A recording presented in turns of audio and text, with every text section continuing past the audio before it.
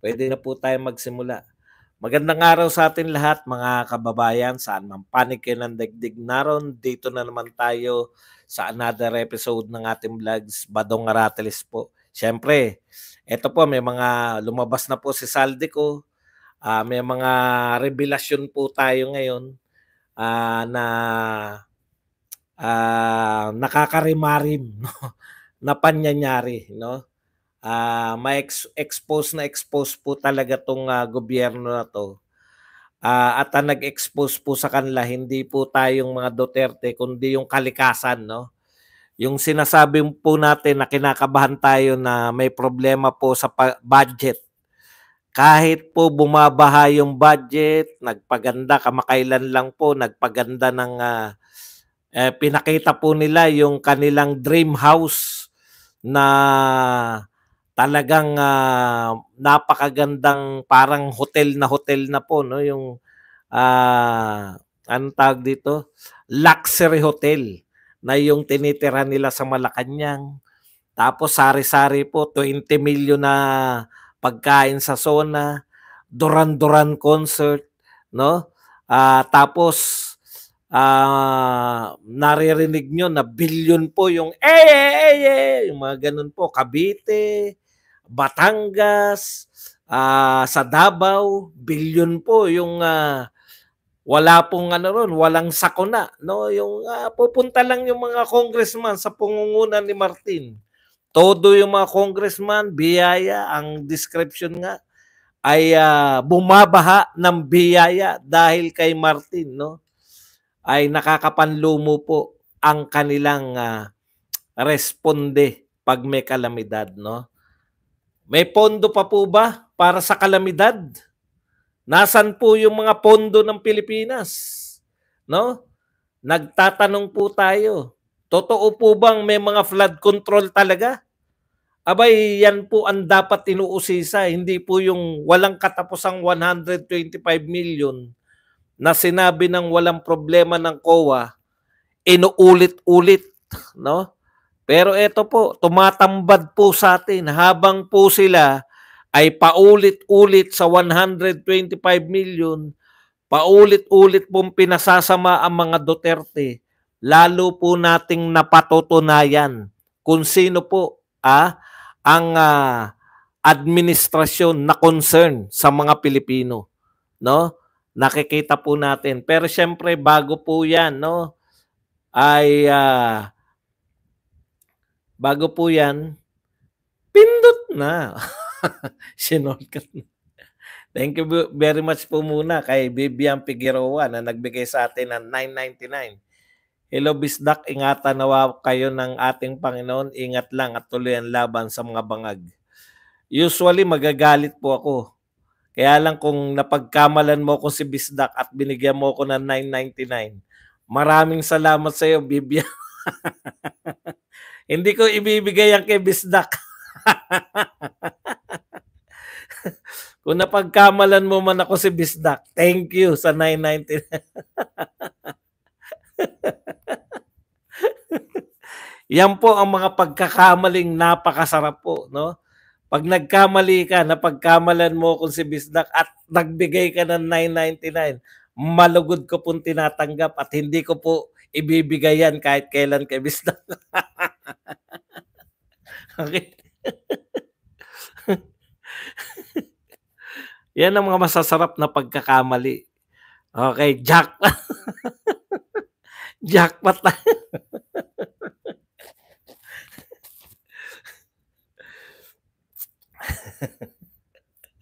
Okay. Alam po ninyo, bago po tayo magsimula, may papakita po ako na ito po para po sa mga bata, no? Ito po ay dapat, ito po ang wag gayahin, no?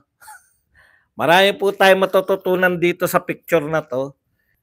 Okay, kasi kinakailangan pong paalalahanan natin kasi pinapakalat po ng mga dilawan na napakaganda po na tong ginawa ni Leni Robredo, no? Ingat po kayo kasi kung idol niyo to, okay naman na umidol kayo kay Leni, pero meron lang pong mga hindi dapat tularan, no? Una po, yan pong picture niya, nasa na ba si Leni? Ayun. Okay, ano po ang mga dapat hindi gawin ng isang bata?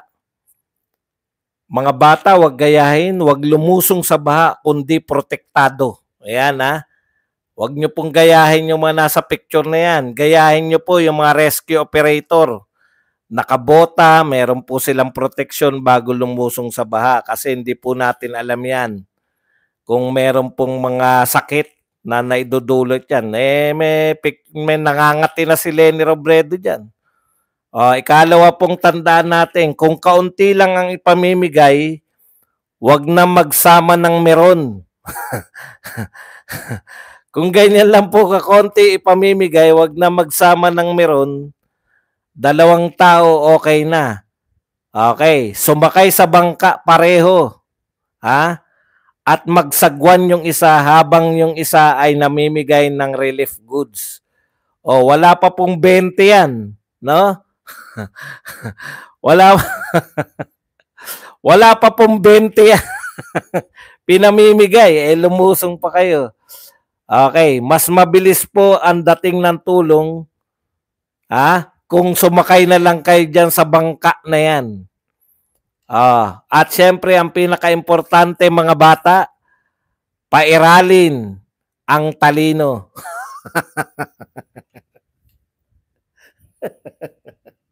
Hindi po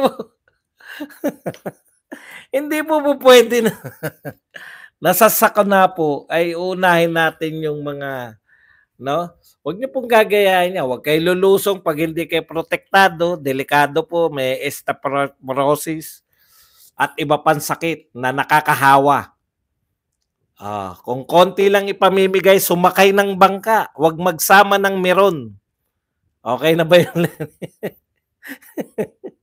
Bakit kasi nagsasama ng meron? Di ba? Wala naman silbi yung mga meron dyan.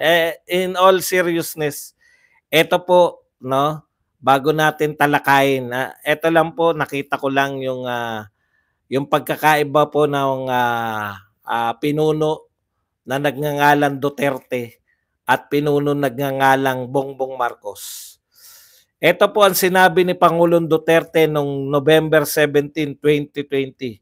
You do not give orders on the day of the storm. Ito po, banat niya kay Lenny. Kasi ang dami naghanap. Hashtag, nasa ng Pangulo. Okay. You do not give orders on the day of the storm. That is stupid. Wala ka nang ibigay na orders kasi ang orders na ibigay 2 or 3 days ahead. You do not give orders on the day of war.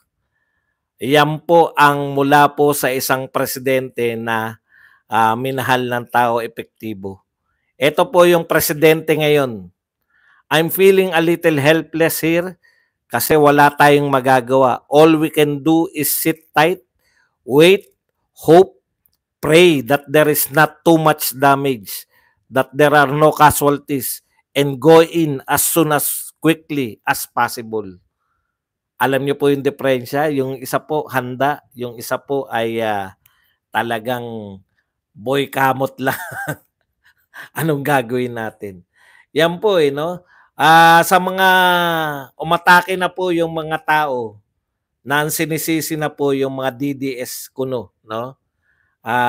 Umatake na po yung mga trolls nila na wala na raw tayong ginawa kundi manisi. Alam naman natin na yan ay God-given, ay sinangkalan pa po yung Diyos, no? Sa totoo lang po, wala naman pong problema sa baha.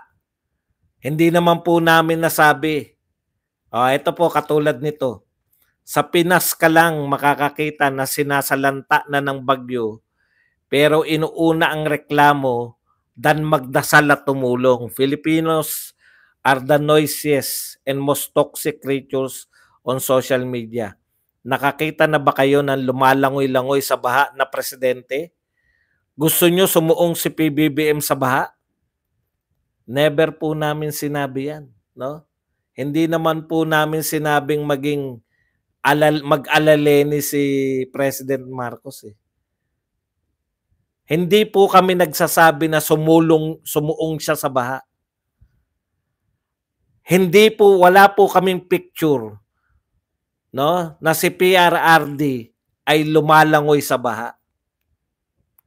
Ayan, kayo pa, nagawa nyo pang umatake sa kapalpakan ng inyong pinuno. Ito ang hindi namin nakikita. Ang gusto lang naman naming makita, simple lang, sa mga trolls na nagtatanggol sa ating mahal na Pangulo ngayon.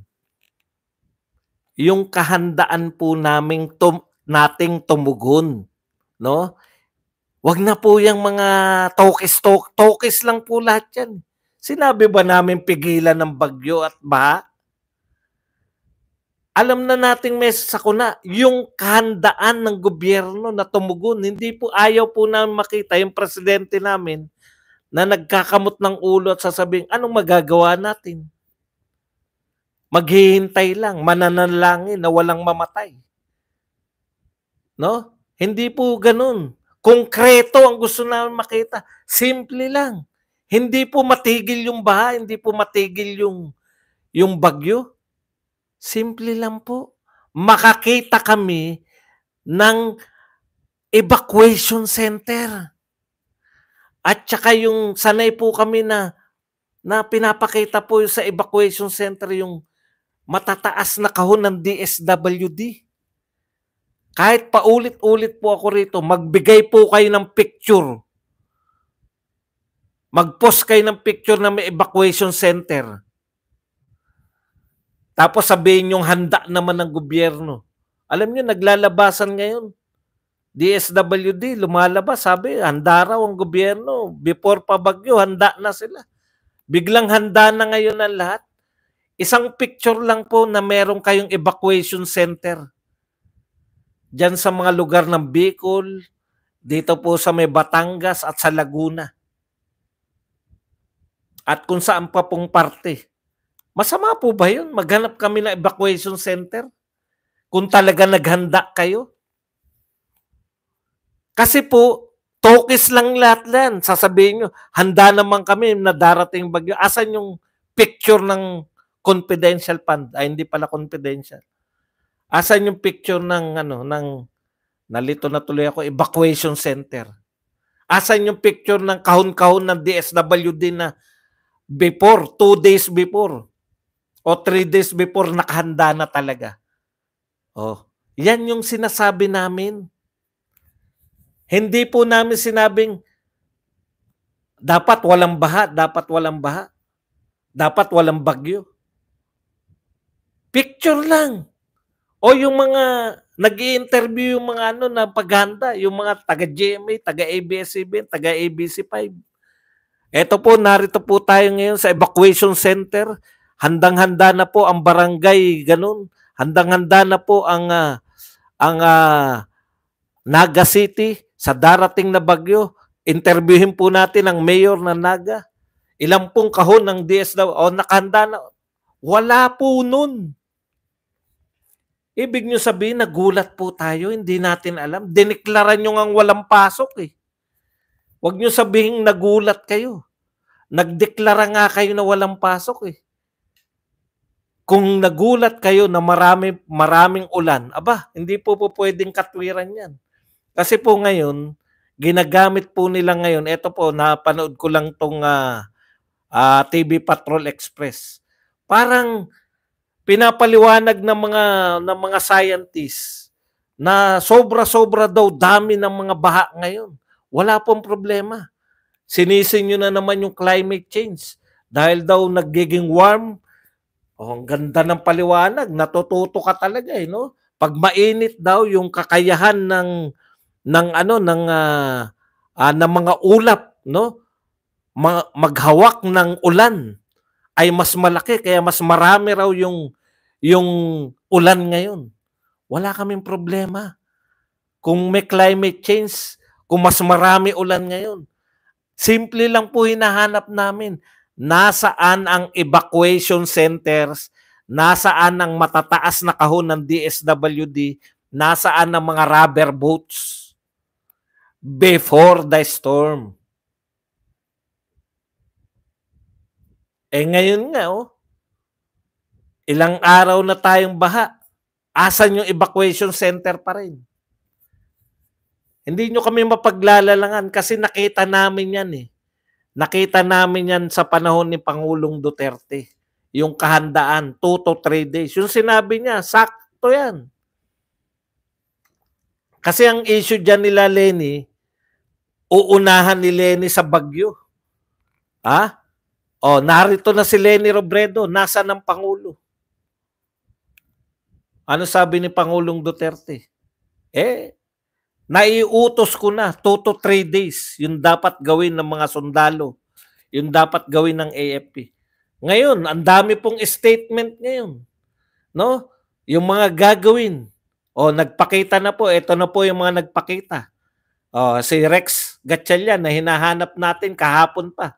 Nagpakita ngayon. O, gising ka na ba, Rex? Ang sinasabi niya, mas maraming repacking center para sa pagpapalakas ng relief response. Ngayon pa kayo nag-isip ng mga solusyon. Ang gusto namin makita, yung buhos ng lintik na mga relief goods. Kahon-kahon yung mga, ano tawag doon, yung pinoporklip yung mga relief goods, yung kasintataas ng building. Putya pa, baka tulog ka pa, Rex. Yung mata mo. In-check ba sila? Kala ko naniningkit pa yung mata. In-check pala talaga sila.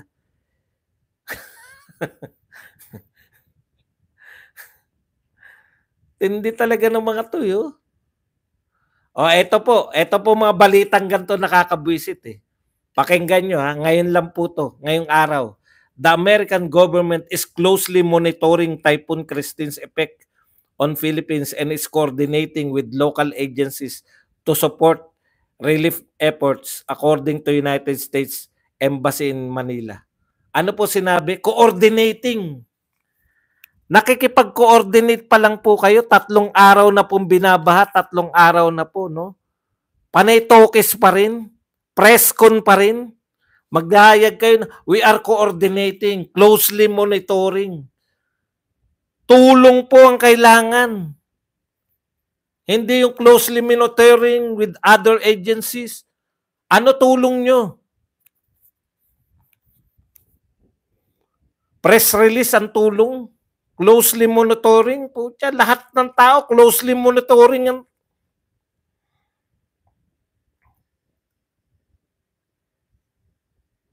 Ito pa, sabi. Naglabasan ng mga tagapagtanggol eh. Only in the Philippines, pag may calamity, blaming the government. What countries are affected by floods in 2024? Central and Eastern European countries flooded recently following heavy rains. Affected includes Austria, Czech Republic, etc., etc., USA, Japan, Thailand, etc., etc. Asan ang evacuation center? Dami nyo sinasabi. Hindi po natin sinabi na dapat walang baha. Asan yung evacuation center? Asan yung kahon-kahon ng DSWD? Yung DSWD, tignan nyo ang angal ha. Mas maraming repacking center para sa pagpapalakas ng relief response tuwing may sakuna, kalamidad, asahan na ayon sa pamahalaan. Sa press briefing, ayun yung sinasabi mo, mas maraming repacking. Ang kailangan namin ngayon, mas maraming relief goods, hindi na repacking center. Nangangarap pa kayo ng repacking center? Kailangan na nagugutom na ngayon eh. Kinakailangan po repacking center ang pinag-uusapan nyo. There are plans, tignan nyo po there are plans part of anticipatory action to build one starting next year. Next year daw, mag-start sila na repacking center para mas mabilis, mas magaling, mas mahusay, tidak magaling. President ito, dahil gagawa kami ng repacking center next year. Ngayon, nagugutom po. Next year kayo gagawa. Yung response ninyo, ang kailangan. Lumabas ka pa, yan lang sasabihin mo. There are plans, part of the anticipatory action to build one starting next year. Isa lang ang gagawin, next year pa. Next year pa ngayon ang kailangan. Gobyernong ito. Dapat hindi ka na nagpakita. Yan lang pala sasabihin mo. Bakit po hindi siya makapag-announce na bumabaha ang biyaya galing kay Martin? Asan yung bumabaha? Simple lang po. Eto po, dito po ako nagulat. Kapit po kayo. Bawal po mahulog sa inuupuan. Magugulat po kayo ngayon. GMA News Online. Balita po ngayon. Hindi pala ngayon. Noong October 23. DSWD, nagpalabas po ng pondo. Badong pala, nagpalabas naman pala ng pondo. Ano ka ba? Ano ba inaangal mo, Badong? Pangbuong Pilipinas, nagpalabas po ng pondo ang DSWD. Hindi nagpapakita si Rex. Pero nagpalabas na sila ng pondo, Badong. October 23 pa. October 23 pa. 25 na ngayon, Badong. Ano inaangal mo? Nagpalabas na pala. Pero kumapit po kayo kung magkano. Baka malula po kayo sa laki. Nakakapit na po ba kayo? Paalala ko lang po, no, lumamon tong mga to sa SONA. Magkano na nga isang oras nilamon nila? 20 million. Noong October 23 po, malamang milyon-milyon o bilyon pa siguro yung ginastos nila sa pagpaganda ng Malacanang. Di po ba? Ganda para ka nasa resort tapos pinagmamalaki pa, bilyon ng yung malalaking event po, malalaking probinsya, bilyon. Cavite, Davao, bilyon po. Yung isang araw, bilyon. Hindi naman po lahat ng lugar bilyon. Yung mga sikat lang, yung mga Cavite, Davao, bilyon po yung pinabigay. Siguro malaki to kasi nationwide Davao lang, bilyon Cavite lang, bilyon. Ayuda, walang baha. Ayuda, walang bagyo.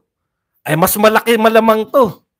Di ba? Ini-expect ko, Badong, sabik na ako, sabihin mo na kung magkano. Nationwide to. May bagyo, bumabaha. Nationwide. Baka, siguro, tansya ko dyan, Badong. Yung 500 billion, tinodo na. Siguro mga 400 billion yung pinalabas ng DSWD kasi nationwide Kapit lang po kayo. Kung magkano, magugulat kayo. Ito po. 2.3. Pucha, ang liit. 2.3 billion lang, Badong. Anong billion? 2.3 million lang. Grabe naman.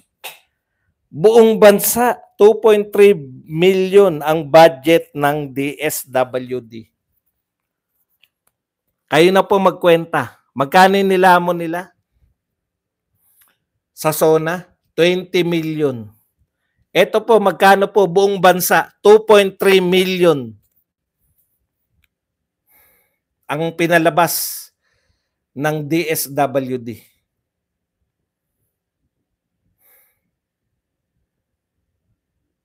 Kaya pala next year pa yung pinagmamalaki. Gagawa ng repacking. Bakit hindi ngayon? Yung repack na ngayon. Bakit hindi yung ipagmalaki yung narepack ngayon? Hindi po pera yan, release nationwide. Worth of aid. Worth of aid. Kasama po dyan yung nako. Gobyerno. Kala nyo, 2.3 billion, 2.3 million.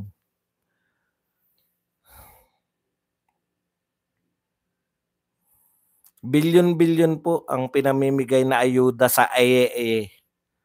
Bilyon-bilyon. Pero pag may bagyo po pala, 2.3 million. Hindi po sa Bicol lang yan, 2.3 million sa buong Pilipinas. Ang sarap niyong mahalin. No? Badong, meron namang solusyon dyan. Huwag kang mag-alala, Badong. Naisip na nila ang solusyon para hindi po magalit ang tao sa kanila. No? 'Di ba? Kasi alam natin magagalit lalo na pag nalaman ng mga tao na ang nirelease na pondo ng DSWD para po sa ayuda ay 2.3 million. Alam nyo po kung ano po ang solusyon nila? Siraan ng mga Duterte. Pahinga lang ng konti ngayon dahil may bagyo. Pagka nawala na po bagyo, katulad ngayon, wala nang bagyo. Bukas, pahinga, Sabado, sa Lunes, atake na naman po kami sa mga Duterte. Yan ang solusyon namin. Paubayan nyo na sa Quadcom yan. Kayang-kayang lutasin ng Quadcom ang problema ng Pilipinas. Anong gagawin ng Quadcom? Atakein si Duterte. Paubayan nyo na sa Young Guns ang problema. Anong gagawin ng Young Guns? Atakein yung 125 million confidential fund noong 2022 ni Vice President Sara Duterte. Yan po ang tangi nilang solusyon. Atakein si Kibuloy, atakein si Bato, atakein ang puso ng pokin ng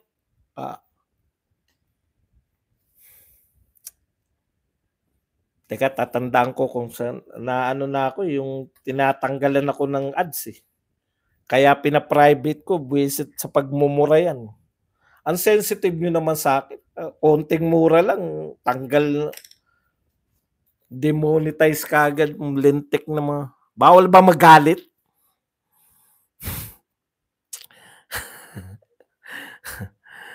Grabe, no? Doon po ako nagulat eh. 2.3 million worth of aid release. So sama-sama na po yan. Antindi, no? Ito po ang gobyerno ng Pilipinas.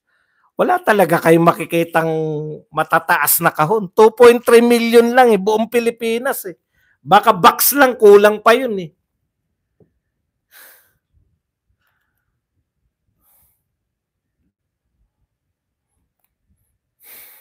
Yan po ang nakakarindido. Okay. May nagpakita na rin po si yung hinahanap natin si Alex Saldico. Saldition. Si Saldition nako. Nagpakita na rin po, no? At dininay niya. Dininay kaagad. No?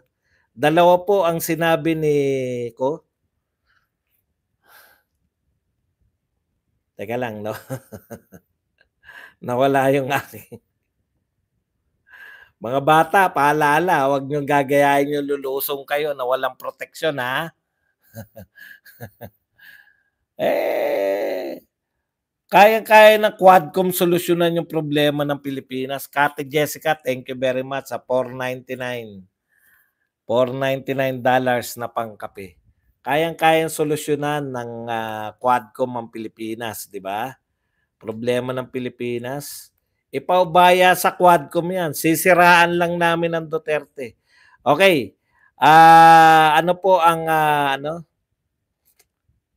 ano po ang sinagot ni ko? Pinabulaanan po ni House Committee on Appropriations Chairperson and ako, Bicol Party List.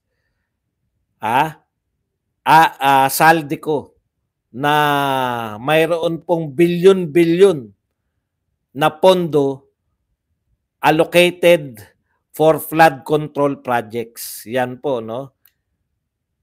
Saldico says its budget is actually among the smallest. Yung Bicol region po. Tindi, no? Bicol got billions for flood control. Saldico says its budget is actually among the smallest. So pinabubulaanan niya po na may bilyon-bilyon. Tignan niyo po. Hindi niya po pinabubulaanan. Ang akusasyon, ganito ha. Ang akusasyon kay Saldico, bilyon-bilyon ang budget flood control sa Bicol region. Kasi ako Bicol Party List yan eh. Hindi niya po sinabi na hindi totoo yan. Ang sinabi niya,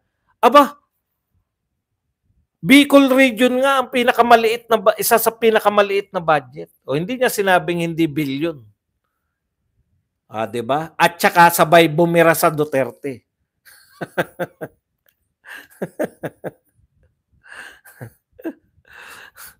Ko pointed out that this approach contrasts with Duterte administration which allocated 51 billion for Davao and nearly 200 billion for rock netting over 3 years, often without ensuring alignment with food security and public safety.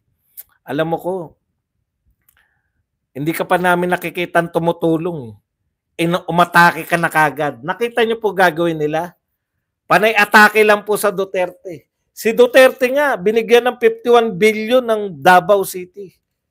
Tandaan niyo po yung numero 51 billion nung siya ay presidente. So ilang taon presidente si Tatay Digong?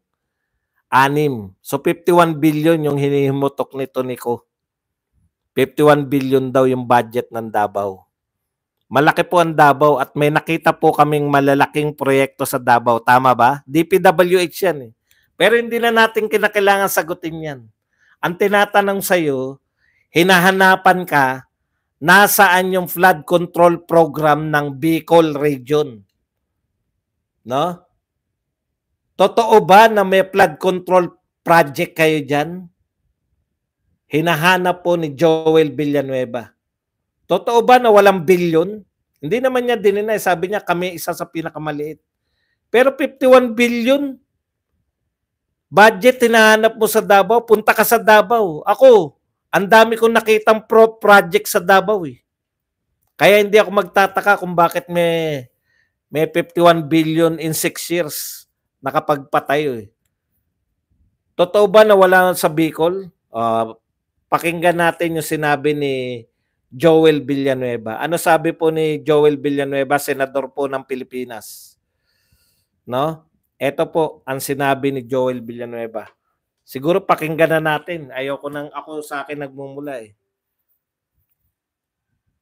Yung flood control program sa Bicol region for 2023 or even 2024. Hindi po totoo yun kasi in 2023, sa DPWH alone, 29.4 billion ang budget.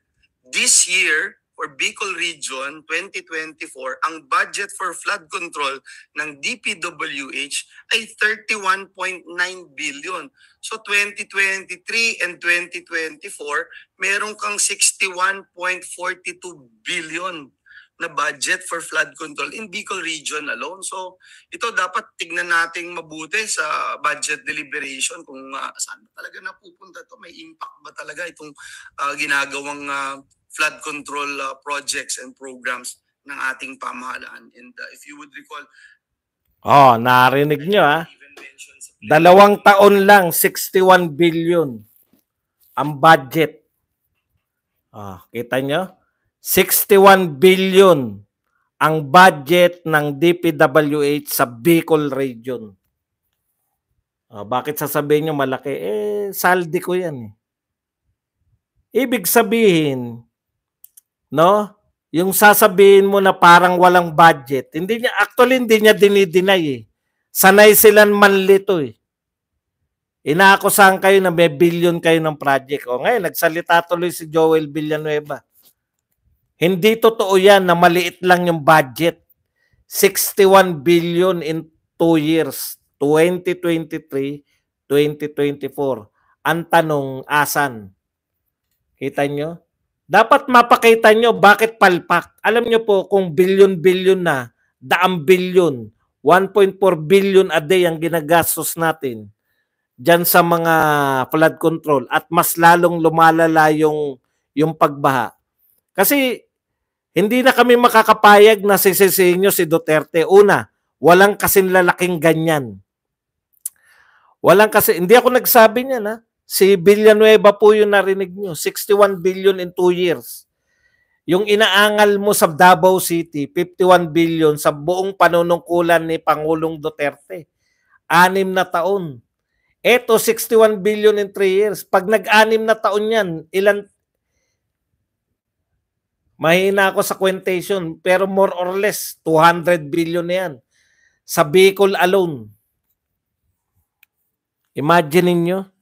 Tapos sasabihin nyo, wala kayong budget, pinakamaliit pa. Kung pinakamaliit pa yung Bicol, gaano pa sa ibang lugar na binabaha din ngayon? Maliit pa daw yung sa region, sa Bicol region. Paano pa kaya sa ibang lugar na mas malaki? Ang tanong, bakit may baha? No? Hindi po ubra na hindi kayo imbestigahan. Yan yung sinasabi natin mga kapatid. Sila, wantosawa sila sa kaimbestiga, lalo na po sa mga Duterte. Kahit wala pong silang binibintang na ninakaw. Ito po, malinaw na malinaw. May flood control program. Bakit binabaha? Bumagyo eh. Di, bakit pa tayo nagpopondo kung ganyan lang din ang katwiran lagi? Di ba?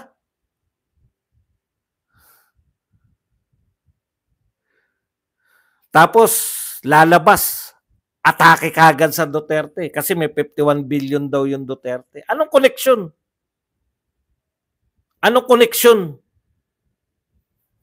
Kasi pag flood control budget ay Dapat talagang imbestigahan nyo yan, hindi yung kung ano-anong iniimbestigahan nyo. Ang dami yung gustong imbestigahan ngayon eh. Pati yung napakatagal nang tapos na war on drugs ni Pangulong Duterte. Tapos sila pa yung magsabi na dinadivert nyo yung usapan eh. Ngayon po, wala na po kaming ide-demand po namin. Sabi ni BP Sara, i-demand ninyo. Anong ginawa ninyo sa mga pondo dyan? Flood control program. Bakit po napakatataas ng mga baha? Lahat po nagsasabi, never before naranasan nila yung mga ganyang uri ng baha. Tapos 2.3 million lang ang budget na pinamagay sa buong Pilipinas ng DSWD. Paano pag meron pang bagyo uli? Paano pag pumutok pa uli ang bulkan? Tiisa na lang. Ang ginawa nyo po ngayon, ang in-order nyo ha. Grabe po, magugulat kayo. Ito, babasahin ko sa inyo yung sa Bicol. DRRMO ng Bicol. Babasahin ko lang po at magugulat po kayo. Ganito na lang po ang bilin sa atin. Asa na ba yun? Nakakatakot tong gobyerno na to. Panay parang bahala na muna kayo dyan at hindi na namin kaya. Ganun po eh. Saan na ba yun?